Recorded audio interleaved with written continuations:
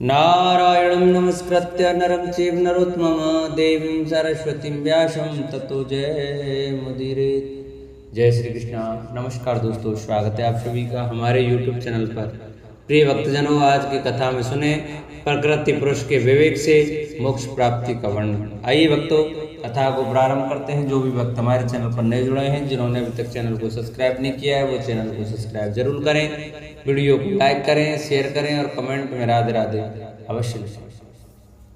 श्री भगवान कहते हैं, माता जी, जिस तरह जल में प्रतिबिंबित सूर्य के साथ जल के शीतलता, चंचलता आदि गुणों का संबंध नहीं होता, उसी प्रकार प्रकृति के कार्य शरीर में स्थित रहने पर भी आत्मा वास्तव में उसके सुख दुख आदि धर्मों से लिप्त नहीं होता, क्योंकि वह स्वभाव से निर्विकार, अकर्ता और निर्गुण है। किंतु जब वही प्राकृतिक गुणों से अपना संबंध स्थापित कर लेता है, तब अहंकार से मोहित होकर मैं करता हूं ऐसा मानने लगता है। उस अभिमान के कारण वह देह के संसर्ग से किए हुए पुण्य पाप रूप कर्मों के दोष से अपनी स्वाधीनता और शांति को बैठता है तथा उत्तम, मध्यम और नीच योनियों में उत्पन्न होकर संसार चक्र में घूमता रहता है। जिस प्रकार स्वप्न में भय शोक आदि का कोई कारण न होने पर भी स्वप्न के पदार्थों में आस्था हो जाने के कारण दुख उठाना पड़ता है, उसी प्रकार भय शोक मम एवं जन्म मरण आदि रूप संसार की कोई सत्ता न होने पर भी अविद्यावश विषयों का चिंतन करते रहने से जीव का संसार चक्र कभी निवृत्त नहीं होता। इसलिए बुद्धिमान मनुष्य को उचित है कि अनसन्मार्ग विषय चिंतन में फंसे हुए चित्त को तीव्र भक्ति योग और वैराग्य के द्वारा धीरे धीरे अपने वश में लावे। यमादि योग साधनों के द्वारा श्रद्धा पूर्वक अभ्यास चित्त को बारंबार एकाग्र करते हुए मुझ में सच्चा भाव रखने, मेरी कथा श्रवण करने, समस्त प्राणियों में समभाव रखने, किसी से बैर न करने, आसक्ति के त्याग, ब्रह्मचर्य, मौन व्रत और बलिष्ठ अर्थात भगवान को समर्पित किए हुए स्वधर्म से जिसे ऐसी स्थिति प्राप्त हो गई है कि प्रारब्ध के अनुसार जो कुछ मिल जाता है उसी में संतुष्ट रहता है, परिमित भोजन करता है, सदा एकांत में रहता है, शांत स्वभाव है, सबका मित्र है, दयालु और धैर्यवान है। प्रकृति और पुरुष के वास्तविक स्वरूप के अनुभव से प्राप्त हुए तत्व ज्ञान के कारण स्त्री पुत्र आदि संबंधियों के सहित इस देह में मेरेपन का मिथ्या अभिनिवेश नहीं करते। बुद्धि की जागृत आदि अवस्थाओं से भी अलग हो गया है तथा परमात्मा के सिवा और कोई वस्तु नहीं देखता।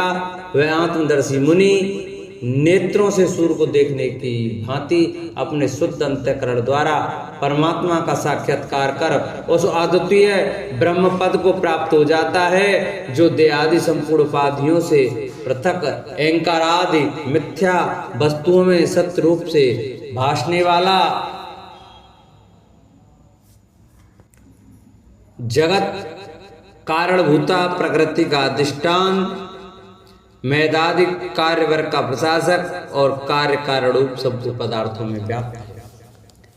जिस जल में पड़ा हुआ सूर्य का प्रतिबिंब दीवार पर पड़े हुए अपने आभास के संबंध से देखा जाता है और जल में दिखने वाले प्रतिबिंब से आकाश स्थित सूर्य का ज्ञान होता है, उसी प्रकार वैकारक आदि वेद से तीन प्रकार के अहंकार देह, इंद्रिय और मन में स्थित अपने प्रतिबिंबों से लक्षित होता है और फिर सत्य परमात्मा के प्रतिबिंब युक्त उस अहंकार के द्वारा सत्य ज्ञान रूप परमात्मा का दर्शन होता है, जो सुषुप्ति के समय निद्रा से शब्दादि भूत सूक्ष्म इंद्रिय और मन बुद्धि आदि के अव्याकृत में लीन हो जाने पर स्वयं जागता रहता है और सर्वथा अहंकार शून्य है। जागृत अवस्था में यह आत्मा भूत सूक्ष्म आदि दृश्य वर्गों के दृष्टा रूप में स्पष्टतया अनुभव में आता है, किंतु सुषुप्ति के समय अपने उपाधिभूत अहंकार का नाश होने से वह ब्रह्मवश अपने को ही नष्ट हुआ मान लेता है और जिस प्रकार धन का नाश हो जाने पर मनुष्य अपने को भी नष्ट हुआ मानकर अत्यंत व्याकुल हो जाता है, उसी प्रकार वह भी अत्यंत विवश होकर नष्टवत हो जाता है। माताजी, इन सब बातों का मनन करके विवेकी पुरुष अपने आत्मा का अनुभव कर लेता है, जो अहंकार के सहित संपूर्ण तत्वों का अधिष्ठान और प्रशासक है। देवहूति ने पूछा, प्रभु, पुरुष और प्रकृति दोनों ही नित्य और एक दूसरे के आश्रय से रहने वाले हैं, इसलिए प्रकृति तो पुरुष को कभी छोड़ ही नहीं सकती। ब्रह्मन जिस प्रकार गंध और पृथ्वी तथा रस और जल की पृथक पृथक स्थिति नहीं हो सकती, उसी प्रकार पुरुष और प्रकृति भी एक दूसरे को छोड़कर नहीं रह सकती। अतः जिनके आश्रय से कर्ता पुरुष को यह कर्म बंधन प्राप्त हुआ है, उन प्रकृति के गुणों के रहते हुए उसे केवल्य पद कैसे प्राप्त हुआ? यदि तत्वों का विचार करने से कभी यह संसार बंधन का तीव्र भय निवृत्त हो भी जाए, तो भी उसके निमित्त भूत प्राकृतिक गुणों का अभाव न होने से वह भय फिर उपस्थित हो सकता है। श्री भगवान ने कहा, माताजी, जिस प्रकार अग्नि का उत्पत्ति स्थान अरणि अपने से ही उत्पन्न अग्नि से जलकर भस्म हो जाती है, उसी प्रकार निष्काम भाव से किए हुए स्वधर्म पालन द्वारा अंतःकरण शुद्ध होने से बहुत समय तक भगवत कथा श्रवण द्वारा पुष्ट हुई मेरी तीव्र भक्ति से, तत्व साक्षात्कार कराने वाले ज्ञान से, प्रबल वैराग्य से, व्रत नियम आदि के सहित किए हुए ध्यानाभ्यास से और चित्त की प्रागाढ़ एकाग्रता से पुरुष की प्रकृति अविद्या दिन रात क्षीण होती हुई धीरे धीरे लीन हो जाती है। फिर नित्य प्रति दोष दिखने से भोग कर त्यागी हुई वे प्रकृति अपने स्वरूप में स्थित और स्वतंत्र बंधन युक्त हुए उस पुरुष का कुछ भी नहीं बिगाड़ सकती। जैसे सोए हुए पुरुष को स्वप्न में कितने ही अनर्थों का अनुभव करना पड़ता है, किंतु जग पड़ने पर उसे उन स्वप्न के अनुभवों से किसी प्रकार का मोह नहीं होता, उसी प्रकार जिसे तत्व ज्ञान हो गया है और जो निरंतर मुझ में ही मन लगाए रहता है, उस आत्माराम मुनि का प्रकृति कुछ भी नहीं बिगाड़ सकती। जब मनुष्य अनेकों जन्मों में बहुत समय तक इस प्रकार आत्मचिंतन में ही निमग्न रहता है, तब उसे ब्रह्मलोक पर्यंत सभी प्रकार के भोगों से वैराग्य हो जाता है। मेरा वह धैर्यवान भक्त मेरी ही महती कृपा से तत्व ज्ञान प्राप्त करके आत्मानुभव के द्वारा सारे संशयों से मुक्त हो जाता है और फिर लिंग देह का नाश होने पर एकमात्र मेरे ही आश्रित अपने स्वरूप भूत केवल्य संज्ञक मंगलमय पद को सहज में ही प्राप्त कर लेता है। जहां पहुंचने पर योगी फिर लौट कर नहीं आता। माताजी, यदि योगी का चित्त योग साधना से बड़ी हुई मायामयी अरण्य मादि सिद्धियों में जिनकी प्राप्ति का योग के सिवा दूसरा कोई साधन नहीं है, नहीं बसता, तो उसे मेरा वह अविनाशी परम पद प्राप्त होता है, जहाँ मृत्यु की कुछ भी दाल नहीं गलती। अष्टांग योग की विधि। श्री कपिल भगवान कहते हैं, माताजी, अब मैं तुम्हें सभी ध्येय स्वरूप के अवलंबन से युक्त योग का लक्षण बताता हूँ, जिसके द्वारा चित्त शुद्ध एवं प्रसन्न होकर परमात्मा के मार्ग में प्रवृत्त हो जाता है। यथाशक्ति शास्त्र वेद स्वधर्म का पालन करना तथा शास्त्र विरुद्ध आचरण का परित्याग करना, प्रारब्ध के अनुसार जो कुछ मिल जाए उसी में संतुष्ट रहना, आत्मज्ञानियों के चरणों की पूजा करना, विषय वासनाओं को बढ़ाने वाले कर्मों से दूर रहना, संसार बंधन से छुड़ाने वाले धर्मों में प्रेम करना, पवित्र और परमित भोजन करना, निरंतर एकांत और निर्भय स्थान में रहना, मन वाणी और शरीर से किसी जीव को न सताना, सत्य बोलना, चोरी न करना, आवश्यकता से अधिक वस्तुओं को संग्रह न करना, ब्रह्मचर्य का पालन करना, तपस्या करना, धर्म पालन के लिए कष्ट सहना, बाहर भीतर से पवित्र रहना, शास्त्रों का अध्ययन करना, भगवान की पूजा करना, वाणी का संयम करना, उत्तम आसनों का अभ्यास करके स्थिरता पूर्वक बैठना, धीरे धीरे प्राणायाम के द्वारा स्वमनस को जीतना, इंद्रियों को मन के द्वारा विषयों से हटाकर अपने हृदय में ले जाना, मूलाधार आदि किसी एक केंद्र में मन के सहित प्राणों को स्थिर करना, निरंतर भगवान की लीलाओं को चिंतन और चित्त को समाहित करना, इनसे तथा व्रत दानाद दूसरे साधनों से भी सावधानी के साथ प्राणों को जीतकर बुद्धि के द्वारा अपने कुमार्गामी दुष्ट चित्त को धीरे धीरे एकाग्र करे, परमात्मा के ध्यान में लगावे। पहले आसन को जीते, फिर प्राणायाम के अभ्यास के लिए पवित्र देश में कुश मृग चर्मादि से युक्त आसन बिछावे। उस पर शरीर को सीधा और स्थिर रखते हुए सुखपूर्वक बैठकर अभ्यास करें। आरंभ में पूरक, कुंभक और रेचक क्रम से अथवा इसके विपरीत रेचक, कुंभक और पूरक करके प्राण के मार्ग का शोधन करें, जिससे चित्त स्थिर और निश्चल हो जाए। जिस प्रकार वायु और अग्नि से तपाया हुआ सोना और मल और अपने मल को त्याग देता है, उसी प्रकार जो योगी प्राण वायु को जीत लेता है, उसका मन बहुत शीघ्र शुद्ध हो जाता है। अतः योगी को उचित है कि प्राणायाम से वात, पित्ता जनित दोषों को धारण से, पापों से, प्रत्याहार से, विषयों के संबंध को और ध्यान से भगवत विमुख करने वाले राग द्वेष आदि दुर्गुणों को दूर करे। जब योग का अभ्यास करते करते चित्त निर्मल और एकाग्र हो जाए, तब नासिका के अग्रभाग में दृष्टि जमा कर इस प्रकार भगवान की मूर्ति का ध्यान करे।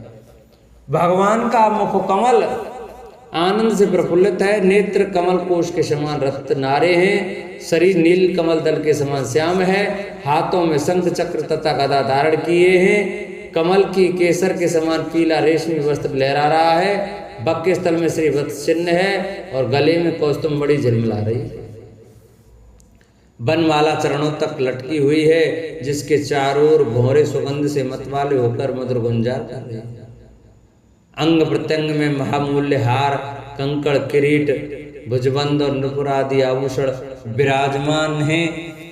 कमर में करधनी की लड़ियां उसकी शोभा बढ़ा रही हैं। भक्तों के हृदय कमल ही उनके आसन हैं। उनका दर्शनीय श्याम सुंदर स्वरूप अत्यंत शांत एवं मन और नैनों को आनंदित करने वाला है। उनकी अति सुंदर किशोर अवस्था है। वे भक्तों पर कृपा करने के लिए आतुर हो रहे हैं। बड़ी मनोहर झांकी है। भगवान सदा संपूर्ण लोकों से वंदित है। उनका पवित्र यश परम कीर्तनीय है और वे राजा बलि आदि परम यशस्वियों के भी यश को बढ़ाने वाले हैं। इस प्रकार से नारायण देव का संपूर्ण अंगों के सहित तब तक ध्यान करे जब तक चित्त वहां से हटे नहीं। भगवान की लीलाएं बड़ी दर्शनीय हैं। अतः अपनी रुचि के अनुसार खड़े हुए, चलते हुए, बैठे हुए, पौड़े हुए अथवा अंतर्यामी रूप में स्थित हुए अपने स्वरूप का विशुद्ध भाव युक्त चित्त से चिंतन करे। इस प्रकार योगी जब यह अच्छी तरह देख ले कि भगवत आदि विग्रह से चित्त की स्थिति हो गई, तब वह उनके समस्त अंगों में लगे हुए चित्त को विशेष रूप से एक एक अंग में लगावे। भगवान के चरण कमलों का ध्यान करना चाहिए। वे वज्र, अंकुश, ध्वजा और कमल के मंगलमय चिन्हों से युक्त है तथा अपने उभरे हुए लाल लाल शोभा में नगचंद्र मंडल की चंद्रिका से ध्यान करने वालों के हृदय के अज्ञान रूप घोर अंधकार को दूर कर देते हैं। इन्हीं की धोवन से नदियों में श्रेष्ठ गंगा जी प्रकट हुई थी, जिनके पवित्र जल को मस्तक पर धारण करने के कारण स्वयं मंगल रूप श्री महादेव जी और भी अधिक मंगलमय हो गए। ये अपना ध्यान करने वालों के पाप रूप पर्वत पर छोड़े हुए इंद्र के वज्र के समान हैं। भगवान के इन चरण कमलों का चिरकाल तक चिंतन करें। भवभयहारी अजन्मा श्रीहरि की दोनों पिंडलियां एवं घुटनों का ध्यान करें, जिनको विश्व विधाता ब्रह्मा जी की माता सुरवंदिता कमल लोचना लक्ष्मी जी अपनी जांघों पर रखकर अपने कांतिमान कर किसलियों की कांति से लाड़ लड़ाती रहती हैं। भगवान की जांघों का ध्यान करें, जो अलसी के फूल के समान नीलवर्ण और बल की निधि तथा गरुड़ की पीठ पर शोभाया है। भगवान के नितंब बिंब का ध्यान करें, जो एड़ी तक लटके हुए पीताम्बर से ढका हुआ है और उस पीताम्बर के ऊपर पहनी हुई स्वर्णमयी करधनी की लड़ियों को आलिंगन कर रहा है। संपूर्ण लोगों के आश्रय स्थान भगवान के उदर देश में स्थित नाभि सरोवर का ध्यान करें। इसी में से ब्रह्मा जी का आधारभूत सर्वलोक में कमल प्रकट हुआ है। फिर प्रभु के श्रेष्ठ मरकतमणि सदृश दोनों स्तनों का चिंतन करे, जो बक के स्थल पर पड़े हुए शुभ्र हारों की किरणों से गौर वर्ण जान पड़ते हैं। इसके पश्चात पुरुषोत्तम भगवान के वक्ष स्थल का ध्यान करें, जो माँ लक्ष्मी जी का निवास स्थान और लोगों के मन एवं नेत्रों को आनंद देने वाला है। फिर संपूर्ण लोगों के वंदनीय भगवान के गले का चिंतन करें, जो मानो कौस्तुभ मणि को भी सुशोभित करने के लिए ही उसे धारण करता है। समस्त लोकपालों की आश्रयभूता भगवान की चारों भुजाओं का ध्यान करें, जिनमें धारण किए हुए कंकड़ आदि आभूषण समुद्र मंथन के समय मदराचल की रगड़ से और भी उजले हो गए हैं। इसी प्रकार जिसके तेज को सहन नहीं किया जा सकता, उस सहस्त्र धारों वाले सुदर्शन चक्र का तथा उनके कर कमलों में राजहंस के समान विराजमान शंख का चिंतन करें। फिर विपक्षी वीरों के रुद्र से सनी हुई प्रभु की प्यारी कोमोद की गदा, भौरों के शब्द से गुंजायमान वनमाला का और उनके कंठ में सुशोभित संपूर्ण जीवों के निर्मल तत्व रूप कौस्तुभ मणि का ध्यान करें। भक्तों पर कृपा करने के लिए ही यहाँ साकार रूप धारण करने वाले श्रीहरि के मुख कमल का ध्यान करें, जो सुवर्ण नासिका से सुशोभित है और झिलमिलाते हुए मकराकृत कुंडलों के हिलने से अतिशय प्रकाशमान स्वच्छ कपोलों के कारण बड़ा ही मनोहर जान पड़ता है। काली काली घुंघराली अलकावली से मंडित भगवान का मुखमंडल अपनी छवि के द्वारा भ्रमरों से सेवित कमल कोश का भी तिरस्कार कर रहा है, और उसके कमल सदृश विशाल एवं चंचल नेत्र उस कमल कोश पर उछलते हुए मछलियों के जोड़ों की शोभा को मात कर रहे हैं। अनंत उन्नत भूलताओं से सुशोभित भगवान के ऐसे मनोहर मुखारविंद की मन में धारणा करके आलस्य रहित हो उसी का ध्यान करें। हृदय गुहा में चिरकाल तक भक्ति भाव से भगवान के नेत्रों की चितवन का ध्यान करना चाहिए, जो कृपा से और प्रेम भरी मुस्कान से खिड़कर अधिकाधिक बढ़ती हुई विपुल प्रसाद की वर्षा करती रहती है और भक्तजनों के अत्यंत घोर तीनों तापों को शांत करने के लिए ही प्रकट हुई है। श्री हरि का हास्य प्रणत जनों के तीव्र से तीव्र शोक के अश्रु सागर को सुखा देता है और अत्यंत उदार है। मुनियों के हित के लिए कामदेव को मोहित करने के लिए ही अपनी माया से श्री हरि ने अपने भ्रूमंडल को बनाया है, उसका ध्यान करना चाहिए। अत्यंत प्रेमार्थ भाव से अपने हृदय में विराजमान श्री हरि के खिलखिलाकर हंसने का ध्यान करें, जो वस्तुतः ध्यान के ही योग्य है तथा जिसमें ऊपर और नीचे के दोनों होठों की अत्यधिक अरुण कांति के कारण उनके कुंदकली के समान शुभ्र छोटे छोटे दांतों पर लालिमा सी प्रतीत होने लगी है। इस प्रकार ध्यान में तन्मय होकर उनके सिवा किसी अन्य पदार्थ को देखने की इच्छा न करें। इस प्रकार के ध्यान के अभ्यास से साधक का श्रीहरि में प्रेम हो जाता है, उसका हृदय भक्ति से द्रवित हो जाता है, शरीर में आनंद तिरिय के कारण रोमांच होने लगता है। उत्कंठाजनित प्रेमाश्रुओं की धारा में वह बारंबार अपने शरीर को नहलाता है और फिर मछली पकड़ने के कांटे के समान श्रीहरि को अपनी ओर आकर्षित करने के साधन रूप अपने चित्त को भी धीरे धीरे धैर्य वस्तु से हटा लेता है। जैसे तेल आदि के चुक जाने पर दीप से का अपने कारण रूप तेजस तत्व में लीन हो जाती है, वैसे ही आश्रय विषय और राग से रहित होकर मन शांत ब्रह्माकार हो जाता है। इस अवस्था के प्राप्त होने पर जीव गुण प्रवाह रूप देहादि उपाधि के निवृत्त हो जाने के कारण ध्याता देह आदि विभागों से रहते एक अखंड परमात्मा को सर्वत्र अनुगत देखता है। योगाभ्यास से प्राप्त हुई चित्त की इस अविद्या रहित लय रूप निवृत्ति से अपनी सुख दुख रहित ब्रह्म रूप महिमा में स्थित होकर परमात्मा तत्व का साक्षात्कार कर लेने पर वह योगी जिस सुख दुख के भोक्तत्व को अपने ज्ञानवश अपने रूप में देखता तथा उसे अब अविद्याकृत अहंकार में ही देखता है। जिस प्रकार मदिरा के मद से मत वाले पुरुष को अपनी कमर पर लपेटे हुए वस्त्र के रहने या गिरने की कुछ भी सुधि न ही रहती। उसी प्रकार चमरावस्था को प्राप्त हुए सिद्ध पुरुष को भी चरमावस्था को प्राप्त हुए सिद्ध पुरुष को भी अपनी देह के बैठने उठने अथवा देववश कहीं जाने या लौट आने विषय में कुछ भी ज्ञान नहीं रहता, क्योंकि वह अपने परमानंद में स्वरूप में स्थित है। उसका शरीर तो पूर्व जन्म के संस्कारों के अधीन है। अब अतः जब तक उसका आरंभक प्रारब्ध शेष है तब तक वह इंद्रियों के साथ जीवित रहता है।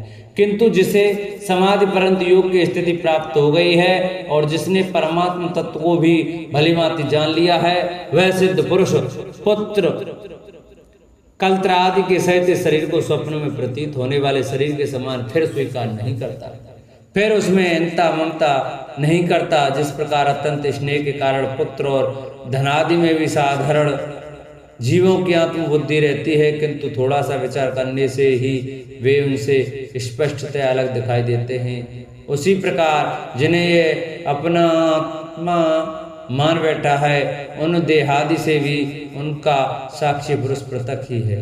जिस प्रकार जलती हुई लकड़ी से, चिंगारी से, स्वयं अग्नि से ही प्रकट हुए धुएं से तथा अग्नि रूप मानी जाने वाली उस जलती हुई लकड़ी से भी अग्नि वास्तव में पृथक ही है, उसी प्रकार भूत इंद्रिय और अंतःकरण में उनका साक्षी आत्मा अलग है तथा जीव कहलाने वाले उस आत्मा से ही ब्रह्म भिन्न है और प्रकृति से उसके संचालक पुरुषोत्तम भिन्न है। जिस प्रकार देह दृष्टि से जरायु, अंडज, स्वेदज और उद्विज चारों प्रकार के प्राणी पंचभूत मात्र हैं, उसी प्रकार संपूर्ण जीवों में आत्मा को और आत्मा में संपूर्ण जीवों को अनन्य भाव से अनुगत देखे। जिस प्रकार एक ही अग्नि अपने पृथक पृथक आश्रयों में उनकी विभिन्नता के कारण भिन्न भिन्न आकार का दिखाई देता है, उसी प्रकार देव मनुष्य आदि शरीर में रहने वाले एक ही आत्मा अपने आश्रयों के गुण भेद के कारण भिन्न भिन्न प्रकार का वास्ता है।